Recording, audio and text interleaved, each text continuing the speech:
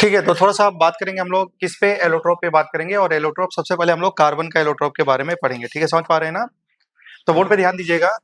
जो कार्बन का एलोट्रोप होता है, कार्बन का एलोट्रोप दो प्रकार से होता है। एक तो क्रिस्टलाइन होता है, दूसरा एमॉर्फस होता है। क्रिस्टलाइन जो होता है कार्बन का एलोट्रोप, उसमें तीन होते हैं। कौन कौन से होते हैं? डायमंड, और क्या होता है ग्रेफाइट, और क्या होता है फुलरेन। ठीक है, समझ पा रहे हैं ना? और एमॉर्फस फॉर्म में जो कार्बन का एलोट्रोप होता है कोक, कोल और लैम्प ब्लैक होता है। ठीक है, और जो लैम्प ब्लैक होता है उसको सबसे बोला जाता है, कार्बन का कौन सा एलोट्रोप सबसे सॉफ्ट होता है ना, सॉफ्टेस्ट होता है, तो क्या होता है? Lamp black. और हार्डेस्ट कौन होता है? डायमंड। और सबसे purest form of carbon allotrope क्या होता है? कार्बन का जो प्योरेस्ट फॉर्म होता है वो क्या होता है? फुलरीन होता है। ठीक है, समझ पा रहे हैं ना? क्यों ऐसा होता है? इसको, ये प्योरेस्ट फॉर्म है कार्बन का, समझ पा रहे हैं ना? क्यों? क्योंकि भाई ये भी है तो इसमें तो कार्बन होगा ही होगा, लेकिन प्योर फॉर्म क्या है? डायमंड है, ग्रेफाइट है या फुलरीन है? तो आंसर इज फुलरीन। फुलरीन है। इसका आंसर ये होता है कि इसमें डेंगलिंग बॉन्ड अब्सेंट होता है। कौन सा बॉन्ड अब्सेंट होता है? Dangling bond. बाकी ये दोनों में क्या होता है? डेंगलिंग बॉन्ड होता है। अच्छा, आप थोड़ा सा सोचिएगा डेंगलिंग बॉन्ड क्या होता है। देखिए, आप लोग जानते हैं कार्बन, कार्बन के आउटर मोशन में 4 इलेक्ट्रॉन होता है। कार्बन कितना बॉन्ड बनाता है? 4। जैसे कि अगर हम बात करें डायमंड की, है ना, तो एक कार्बन 4 कार्बन से जुड़ा होगा, फिर वो वाला कार्बन 4 कार्बन से जुड़ा होगा, ऐसे बहुत सारा चेन या बढ़ती जाएगी कि नहीं बढ़ती जाएगी, हर कार्बन 4 कार्बन से जुड़ा होगा, है कि नहीं? तो अगर ऐसा होगा तो भाई डायमंड तो बहुत हर जगह, इंडिया में तो पूरा ज्यादा ही होगा, लेकिन क्या वो उस ब्रांच को, उस चेन को रोकना पड़ेगा, है कि नहीं? क्या डायमंड बहुत ज्यादा है? क्या नहीं। अगर मान लो डायमंड का रिंग बढ़ाते जाएंगे, हर कार्बन 4 से कनेक्टेड होगा, फिर वो कार्बन 4 से कनेक्टेड होता, तो ऐसा चेन तो बढ़ती जाएगी, है कि नहीं? लेकिन उस चेन को रोकना है, क्या करना है? उस चेन को रोकना है, तो वो चेन कहीं ना कहीं जाके तो रुकेगी। जब रुकेगी तो मान लो जो लास्ट कार्बन होगा, क्या उसकी वैलेंसी खाली होगी कि नहीं होगी? होगी। अगर उसका चेन को रोकना है भाई, तो उसकी वैलेंसी खाली होगी कि नहीं होगी? होगी। तो उस पे जाके क्या होते हैं, कुछ इंप्यूरिटीज जाके क्या कर लेते हैं? ट्रैप्ड हो जाते हैं, उसके साथ में कुछ इंप्यूरिटीज जाके जुड़ जाते हैं और उसके साथ में लटक जाते हैं। उसको बोलते हैं, हिंदी में बोला जाता है इसको झूलन बॉन्ड। समझ पा रहे हैं ना? तो ये कार्बन का, एक कार्बन की 4 वैलेंसी खाली है, उस पे कोई जाके दूसरा एलिमेंट जाके ट्रैप होगा, कुछ इंप्यूरिटीज हो जाती है, तो वो क्या होने लगता है भाई? लटकने लगता है। समझ पा रहे हैं ना? ऐसे टाइप के बॉन्ड को क्या बोला जाता है? Dangling bond. तो यहाँ में डेंगलिंग बॉन्ड है, उसमें कुछ ना कुछ इंप्यूरिटीज है, इसलिए इसको प्योरेस्ट फॉर्म नहीं बोला जाएगा। ठीक है, उसी प्रकार ग्रेफाइट में भी देखेंगे तो ये कार्बन 3 कार्बन के साथ में कनेक्टेड होता है, तो उसके पास एक खाली वैलेंसी होती है, होती है कि नहीं होती है? होती है। तो उसमें जाके कुछ इंप्यूरिटी ट्रैप हो जाती है। समझ पा रहे हैं ना? तो इसमें भी डेंगलिंग बॉन्ड प्रेजेंट है, लेकिन फुलरीन में ऐसा नहीं होता है। फुलरीन का जो स्ट्रक्चर होता है वो कैसा होता है? बक्की बॉल जैसा होता है, बक मिनिस्टर फुलरीन से। समझ पा रहे हैं ना? इसमें 60 कार्बन होते हैं और 60 कार्बन एक दूसरे से जुड़ के क्या बनाते हैं? फुटबॉल लाइक जैसा स्ट्रक्चर बन जाता है।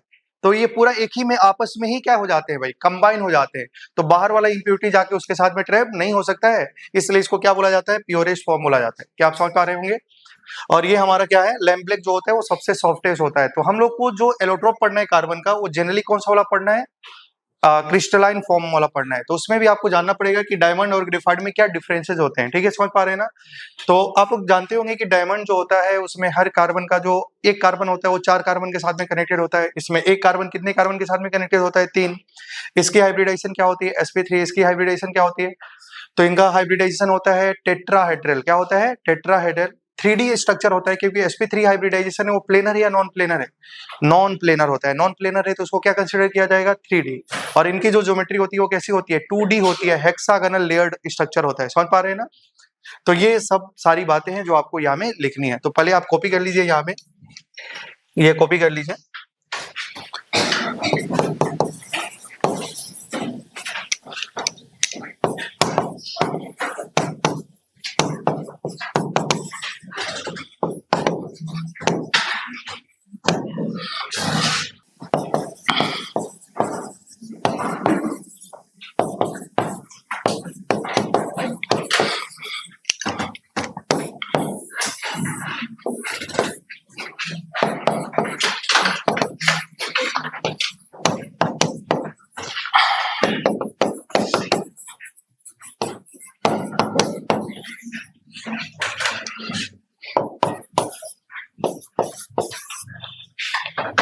चलिए, कॉपी हो गया ना? ये केवल यहाँ तक कॉपी करना है, फिर आप डिफरेंस लिखेंगे डायमंड और ग्रेफाइट में क्या डिफरेंस है। तो due to absence of dangling bond का वजह से वो प्योरेस्ट फॉर्म होता है। ठीक है, अब यहाँ में लिखेंगे डायमंड और यहाँ में लिखेंगे ग्रेफाइट। पहला पॉइंट लिखेंगे डायमंड और ग्रेफाइट में बात किया जाए तो लिखेंगे डायमंड में each carbon is bonded with 4 other carbon atom. Each carbon is bonded with 4 other carbon atom.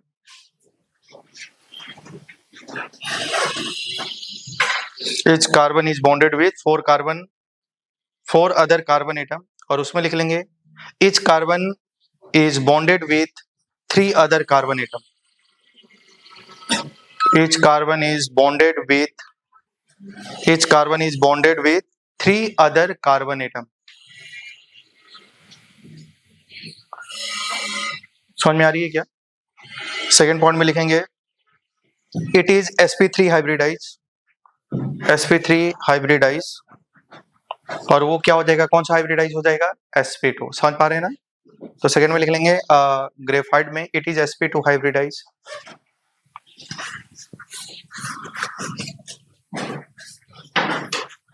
यहाँ में थर्ड पॉइंट में लिखेंगे it has 3D tetrahedral structure. It has 3D tetrahedral structure, क्योंकि उसका हाइब्रिडाइजेशन sp3 है, और sp3 पे geometry tetrahedral होता है. टेट्राहेड्रल प्लेनर या नॉन प्लेनर? नॉन प्लेनर है, तो उसको हम लोग क्या बोलेंगे, 3D. समझ पा रहे हैं ना? तो it has 3D tetrahedral structure, और उसमें लिखेंगे it has 2D hexagonal layered structure. It has 2D hexagonal layered structure. देखिए आप थोड़ा सा बोर्ड पे ध्यान देंगे, क्योंकि sp2 का हाइब्रिडाइजेशन क्या है, ट्राइगोनल प्लेनर है ना? तो दो, जब एक कार्बन ट्राइगोनल प्लेनर जोड़ेंगे तो ये क्या बन जाता है, हेक्सागोनल. समझ पा रहे हैं ना? तो आप देखेंगे कि जो ग्रेफाइट होता है, थोड़ा सा बोर्ड पे ध्यान देना, हेक्सागोनल स्ट्रक्चर होता है. समझ पा रहे हैं ना? हेक्सागोनल स्ट्रक्चर होता है, तो ये 2 डायमेंशन में है, क्योंकि ये प्लेनर होता है. समझ पा रहे हैं ना?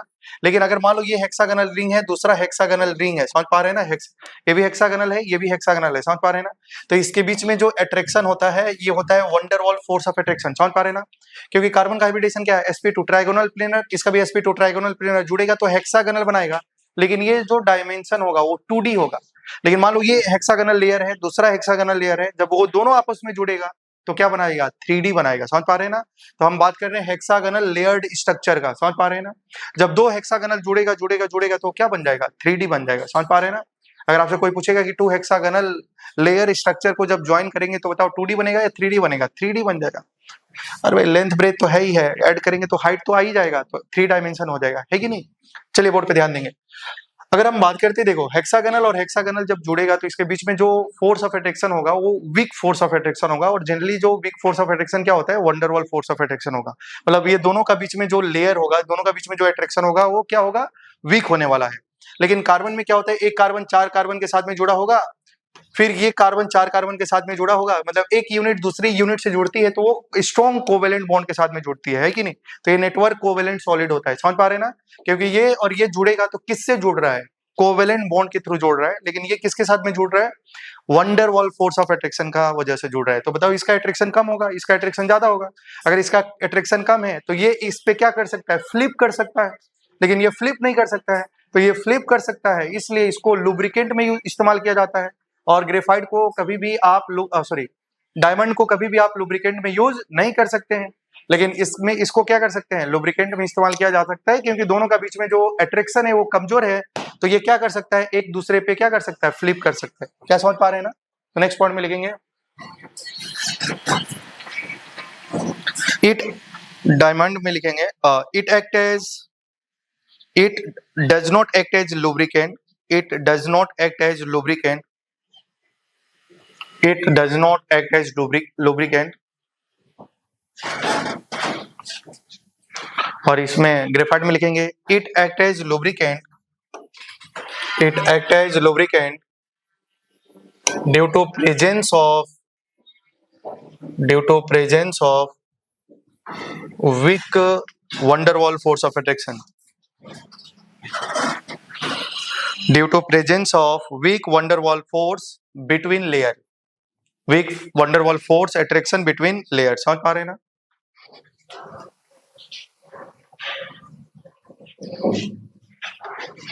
क्या में लिखेंगे डायमंड इंसुलेटर होता है, ग्रेफाइट कंडक्टर होता है, क्योंकि ग्रेफाइट में एक कार्बन 3 कार्बन के साथ में बॉन्ड बनाता है, जिसका वजह से फ्री इलेक्ट्रॉन होता है, इसलिए ग्रेफाइट क्या होता है, कंडक्टर होता है. ये तो आप लोग क्लास 10 से पढ़ते आ रहे हैं, है ना? तो लिख लेंगे, और डायमंड में लिखिए it act as an insulator. It act as an insulator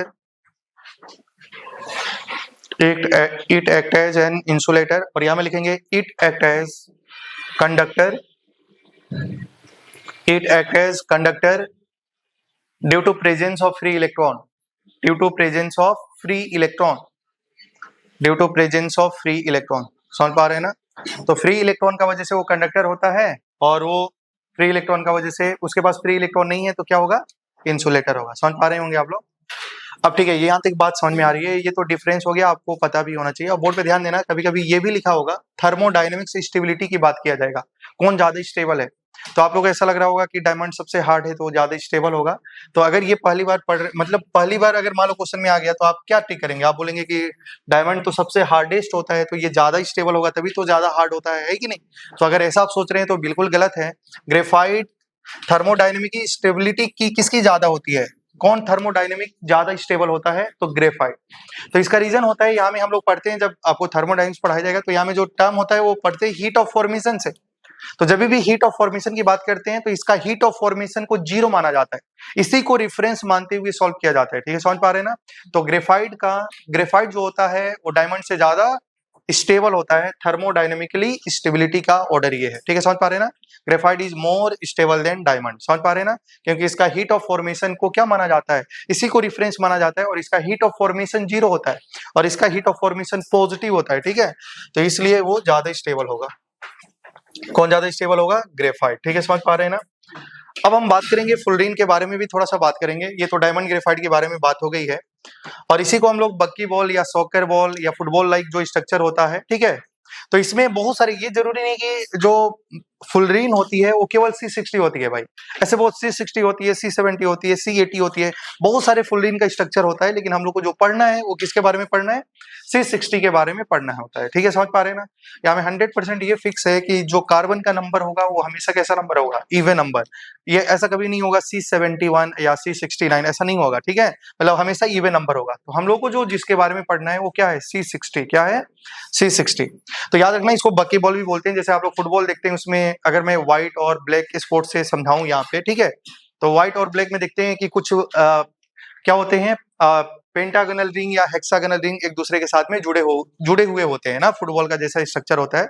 उसी प्रकार यहाँ में देखिए C60 की बात करेंगे, C60 को बक्की बॉल बोलते हैं। इसमें 32 रिंग्स होते हैं। कितने रिंग होते हैं? 32। और अच्छा, जो 32 रिंग होते हैं उसमें कुछ पेंटागोनल रिंग होता है और कुछ हेक्सागोनल रिंग होता है। ठीक है, समझ पा रहे हैं ना? तो पेंटागोनल रिंग 12 होता है और हेक्सागोनल रिंग 20 होता है। तो आपको तो ये याद रखना पड़ेगा, 20 और 12 ये तो नंबर याद रखना पड़ेगा। मान लो अगर भूल गए अभी, तो आपको याद है कि पेंटागोनल 12 होगा, हेक्सागोनल 20 होगा। तो आप ऐसे याद कर सकते हैं, पेंटा मतलब जिसमें कम है तो उसमें नंबर भी, रिंग भी कम होगा, जिसमें ज्यादा है तो उसमें भी ज्यादा होगा। तो ऐसे करके आप याद कर सकते हैं। हेक्सा में मतलब 6 कार्बन होगा तो रिंग भी कितना होगा? ज्यादा होगा। और पेंटा में 5 होगा तो रिंग भी क्या होगा? कम होगा। लेकिन अगर कम ज्यादा केवल याद कर लेंगे तो भाई नंबर तो कुछ भी हो सकती है। 32 को सेटिस्फाई करने के लिए क्या हो सकता है? एक तो 30 हो सकता है, ये 2 भी हो सकता है कि नहीं? तो कहने का मतलब है आपको 12 और 20 तो याद होना चाहिए, और छोटा के पास छोटा नंबर, बड़ा के पास बड़ा नंबर, ऐसा आप याद कर सकते हैं। ठीक है, यहां तक समझ पा रहे हैं ना? फिर इसमें हम लोग 2 बातें जाननी पड़ेगी। तो मान लो ये पेंटागोनल रिंग है और ये हेक्सागोनल रिंग है। हेक्सागोनल रिंग तो बहुत ज्यादा है कि नहीं? 20 रिंग है। और पेंटागोनल रिंग कितनी है? सिर्फ और सिर्फ 12 है। तो अब बात किया जाता है कि ये जो रिंग होगा वो किसके किसके साथ में कनेक्टेड होगा। समझ पा रहे हैं ना? तो याद रखना है, ये रिंग पेंटागोनल रिंग, ये रिंग और पेंटा और हेक्सागोनल आपस में तो कनेक्टेड होती ही होती है। मतलब पेंटागोनल हेक्सागोनल के साथ में कनेक्ट होगा और हेक्सागोनल पेंटागोनल के साथ में कनेक्टेड होगा। समझ पा रहे हैं ना?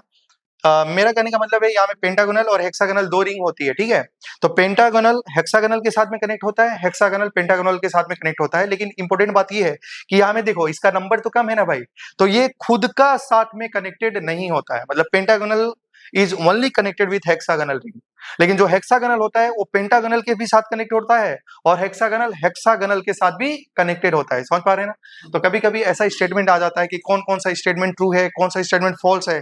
तो कोई बोलेगा कि जो बॉकी बॉल होते हैं उसमें 60 कार्बन होते हैं, उसमें 2 प्रकार की रिंग होती है, pentagonal and hexagonal. Pentagonal are connected with pentagonal ring. सही है गलत है? गलत है। पेंटागोनल कनेक्टेड विथ हेक्सागोनल, सही है ना? Hexagonal is connected with hexagonal as well as pentagonal, सही है कि नहीं है? तो ऐसा ट्रू और फॉल्स स्टेटमेंट आ जाएगा तो आप वहां में सही कर लेना। क्या यहाँ तक समझ पा रहे हैं क्या? तो आप पहले यहाँ से यहाँ कॉपी करिए, यहाँ में 2 पॉइंट लिखेंगे। तो लिखेंगे फर्स्ट पॉइंट में pentagonal ring are connected with pentagonal ring are connected only with hexagonal ring. और नेक्स्ट में लिखेंगे hexagonal ring are connected with hexagonal ring are connected with pentagonal ring as well as hexagonal ring. Pentagonal ring as well as hexagonal ring. Copy हो गया, बस हो गया खत्म। Carbon का एलोट्रोप यहीं पे समाप्त हो जाती है। अब फास्फोरस का पढ़ना है, फिर सल्फर का पढ़ना है। तो सेकेंड होगा फास्फोरस।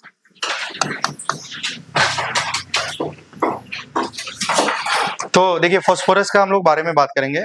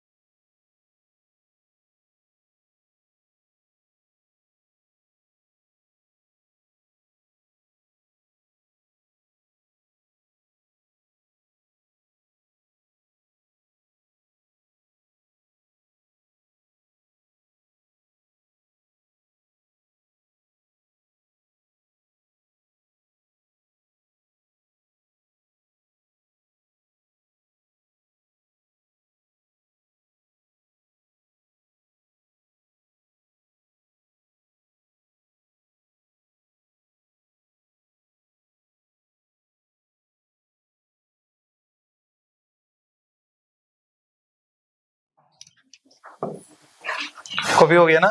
तो देखिए बोर्ड पे ध्यान देना है। अगर हम बात करते हैं फास्फोरस की एलोट्रोप के बारे में बात करेंगे, तो फास्फोरस का एलोट्रोप तीन प्रकार का होता है। एक तो होता है व्हाइट फास्फोरस, रेड फास्फोरस और ब्लैक फास्फोरस, ठीक है। तो व्हाइट फास्फोरस को हम लोग क्या भी बोलते हैं, येलो फास्फोरस भी अगर कहीं लिखा है तो आप red sorry white phosphorus, yellow phosphorus लिखा है तो आप व्हाइट फास्फोरस ही समझना है, ठीक है। तो अगर हम व्हाइट फास्फोरस को हीट करते हैं तो रेड फास्फोरस, ये जो आपस में इंटर कन्वर्टिबल होते हैं, ठीक है। अगर इसको आप हीट करेंगे तो रेड मिलेगा, रेड को हीट करेंगे तो क्या मिलेगा, ब्लैक फास्फोरस मिलेगा। और ब्लैक फास्फोरस भी दो प्रकार के होते हैं, एक अल्फा ब्लैक होता है, एक बीटा ब्लैक होता है। अल्फा ब्लैक कब मिलता है, जब रेड फास्फोरस को हीट किया जाता है तो अल्फा ब्लैक मिलता है, और व्हाइट फास्फोरस को हीट करेंगे तो क्या मिलेगा, मतलब यहां से क्या होगा, व्हाइट फास्फोरस को हीट करेंगे तो रेड मिलेगा, समझ पा रहे हैं ना। व्हाइट फास्फोरस और रेड को हीट करेंगे तो ब्लैक मिलेगा, और व्हाइट फास्फोरस को भी हीट करेंगे तो क्या मिलेगा, ब्लैक मिल सकता है, समझ पा रहे हैं ना। तो ब्लैक भी दो प्रकार का होता है। तो अब आपको ये मालूम होना चाहिए, अगर आपसे कोई पूछेगा कि व्हाइट फास्फोरस को हीट करने से कौन सा ब्लैक मिलता है, तो बीटा ब्लैक, और रेड फास्फोरस को हीट करने से अल्फा ब्लैक मिलता है। क्या समझ पा रहे हैं आप लोग, ठीक है। अब हम लोगों को जानना है बेसिकली, आप हम लोगों को जो पढ़ना होता है ना, वो किसके किसके बारे में पढ़ना होता है, व्हाइट फास्फोरस और रेड फास्फोरस के बारे में पढ़ना होता है, समझ पा रहे हैं ना। व्हाइट फास्फोरस और रेड फास्फोरस के बारे में पढ़ना है, व्हाइट फास्फोरस और रेड फास्फोरस के बारे में पढ़ना है, ठीक है। तो ब्लैक फास्फोरस के बारे में उतना पढ़ना नहीं है। तो चलिए अब कुछ डिफरेंसेस हैं जो आपको समझ में आनी चाहिए। अब देखिए जो व्हाइट फास्फोरस होता है और रेड फास्फोरस होता है, ठीक है। अगर हम बात करते हैं, इसमें कुछ पॉइंट आपको लिखना पड़ेगा। तो व्हाइट फास्फोरस भी वाटर में कैसा होता है, इनसॉल्युबल, ठीक है, समझ पा रहे हैं ना। और रेड फास्फोरस भी वाटर में कैसा होता है, इनसॉल्युबल, समझ पा रहे हैं ना। तो मतलब वाटर क्या होता है, पोलर सॉल्वेंट होता है कि नहीं होता है, होता है। मतलब व्हाइट फास्फोरस या रेड फास्फोरस को पानी में डाला जाता है तो सॉल्युबल होता है या इनसॉल्युबल होता है, इनसॉल्युबल होता है, ठीक है। अब दूसरी इंपॉर्टेंट बात ये है कि इस जो CH2 होता है, ये आप लोग जानते होंगे, ये क्या है, नॉन पोलर सॉल्वेंट। क्या है, नॉन पोलर सॉल्वेंट। आप लोग जानते होंगे carbon disulphide, chloroform non polar solvent होते हैं। तो भाई ये नॉन पोलर सॉल्वेंट है, और व्हाइट फास्फोरस जो होता है नॉन पोलर सॉल्वेंट में सॉल्युबल होता है, लेकिन ये भी क्या होता है, CH2 में भी इनसॉल्युबल होता है। तो आपसे ये लिखा जाएगा कि बताइए व्हाइट फास्फोरस जो होता है वो किस में सॉल्युबल होता है, तो CH2 में। और ये क्या होता है, CH2 में भी और वाटर में भी कैसा होता है, इनसॉल्युबल होता है। तो ये लिखा गया NCERT में, तो इसको हम लोग लिखेंगे। तो पहला पॉइंट लिखेंगे आप लोग, it is insoluble in water. White phosphorus में लिखेंगे it is insoluble in water, it is insoluble in water. वो भी सेम लिख लेंगे, वो भी क्या होता है, इनसॉल्युबल इन वाटर होता है। रेड फास्फोरस भी इनसॉल्युबल इन वाटर होता है, ये लिख लेंगे। Soluble in CH2, red phosphorus और व्हाइट फास्फोरस में लिखेंगे soluble in CH2, soluble in CH2। यहां में लिखेंगे insoluble in CH2, insoluble in CH2। लिखेंगे it is more reactive, white phosphorus ज्यादा रिएक्टिव होता है, it is more reactive, it is more reactive due to angle strain, due to angle strain, angle के दबाव में ये ज्यादा रिएक्टिव होता है। ठीक है, यहाँ में जो एंगल होता है वो 60 डिग्री के आसपास में होता है और जिसका वजह से ये बहुत ज्यादा रिएक्टिव होता है। इट इज मोर रिएक्टिव, और यहाँ में लिखेंगे it is less reactive. Red phosphorus में लिखेंगे इट इज लेस रिएक्टिव।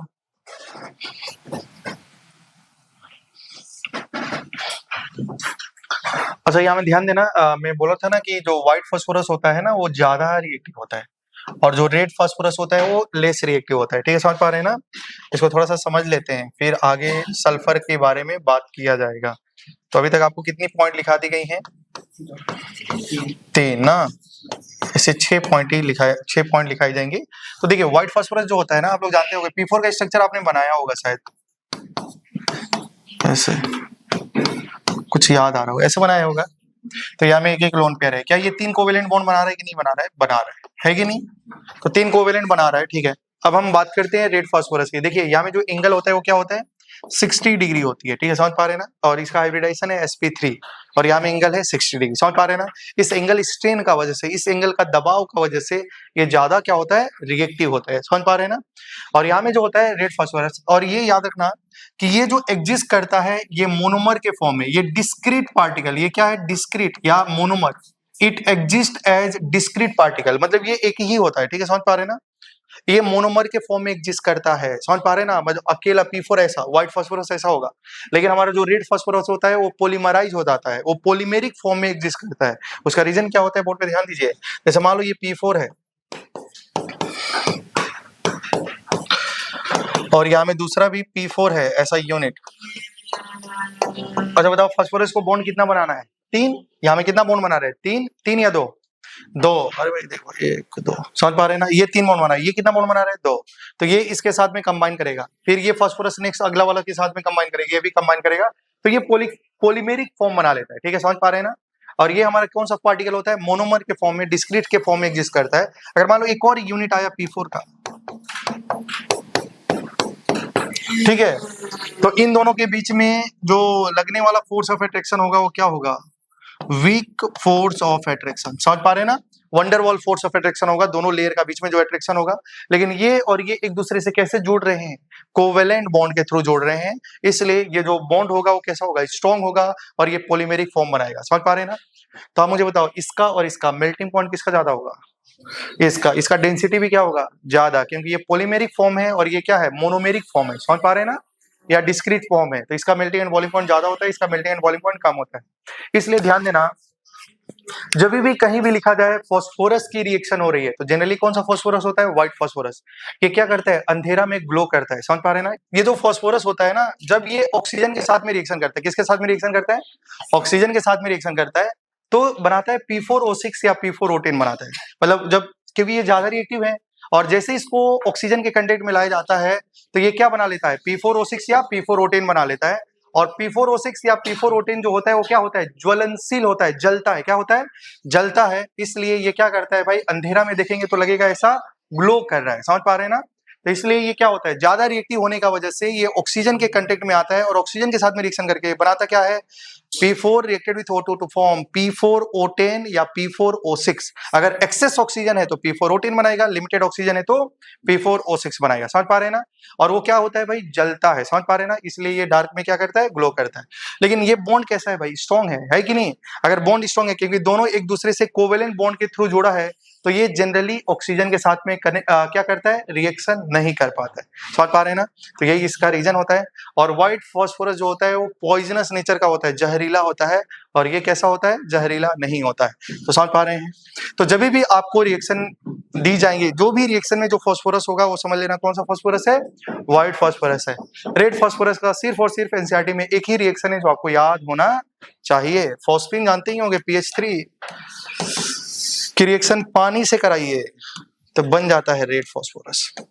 तो सिर्फ और सिर्फ एक ही रिएक्शन है जो आपको एनसीईआरटी में दी गई है, बस आपको याद रखना है। तो क्या ये बस खत्म हो गया? समझ में आया नहीं आया? आया। थर्ड पॉइंट लिखना है ना, it is more reactive due to angle strain, और वहां में लिखेंगे इट इज लेस रिएक्टिव। समझ पा रहे हैं ना? फिर नेक्स्ट पॉइंट में लिखेंगे it exist as a monomer, it exist as a monomer, और नेक्स्ट में लिखेंगे it exist as a polymer.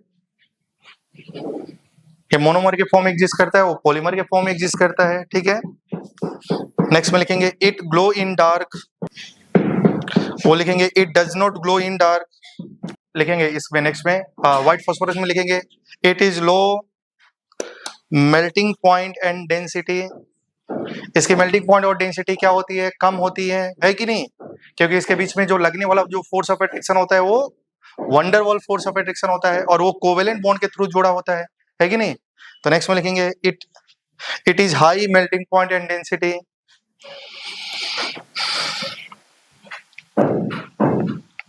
It is poisonous in nature, तो लिखेंगे इट इज नॉन पॉइजनस।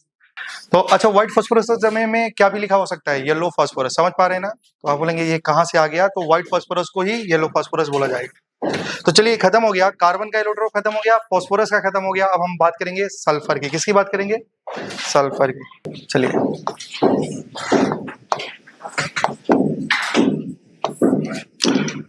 जिस तरह कार्बन के भी दो एलोट्रोप थे, क्रिस्टलाइन फॉर्म में, एमॉर्फस फॉर्म में, उसी प्रकार सल्फर के भी होते हैं, क्रिस्टलाइन और एमॉर्फस।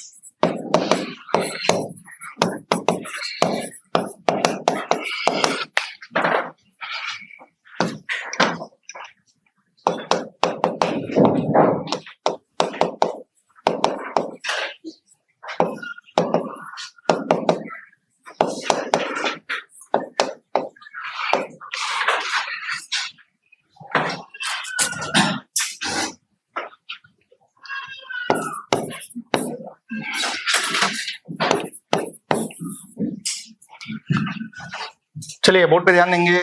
सल्फर के बारे में पढ़ने वाले हैं। सल्फर का बस इतना ही एलोट्रोप है, खत्म हो गया ना।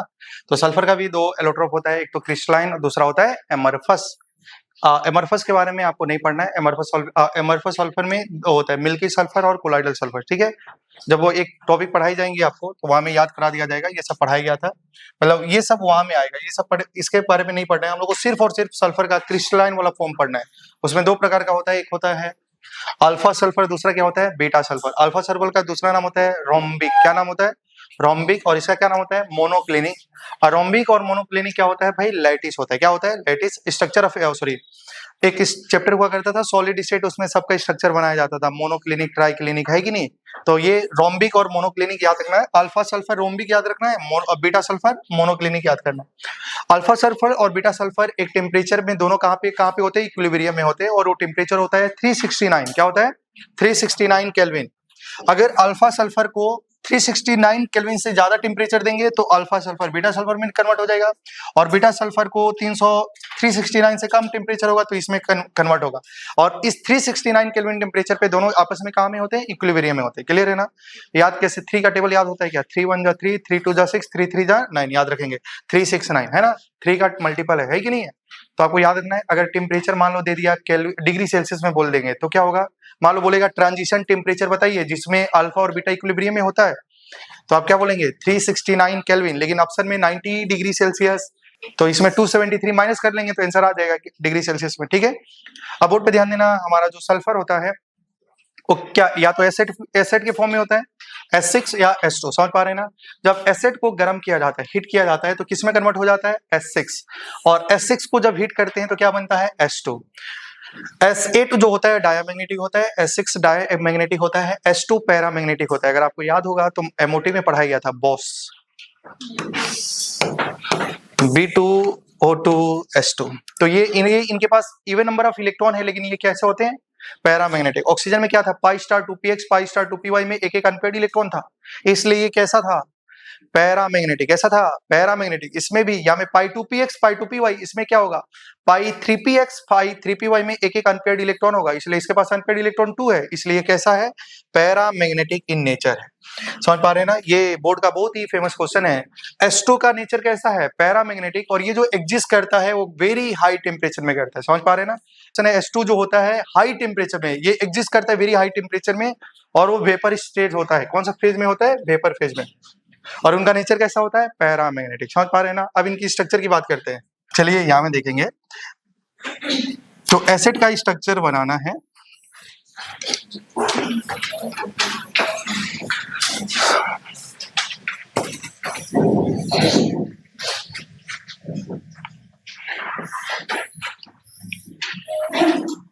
ठीक है। तो यहाँ में देखिए एसिड का स्ट्रक्चर है, क्राउन रिंग स्ट्रक्चर होता है इसका।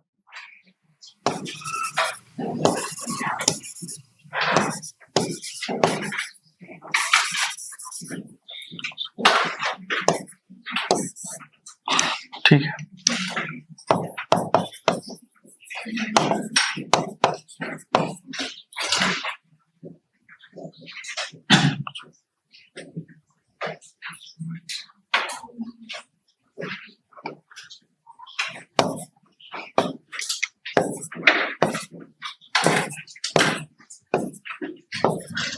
ये एसिड है, क्राउन रिंग स्ट्रक्चर है ये, ठीक है, समझ पा रहे हैं ना। तो ऐसा 2 बार W बना लीजिए, ऐसा हो जाएगा। S6 जो होता है वो चेयर के फॉर्म में एग्जिस्ट करता है, चेयर फॉर्म।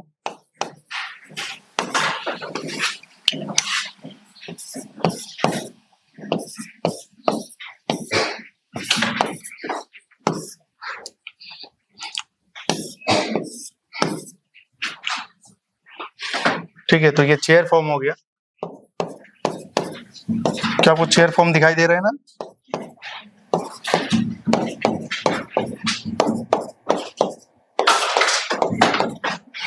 ठीक है, तो ये चेयर फॉर्म है, तो ये स्ट्रक्चर है पूरा।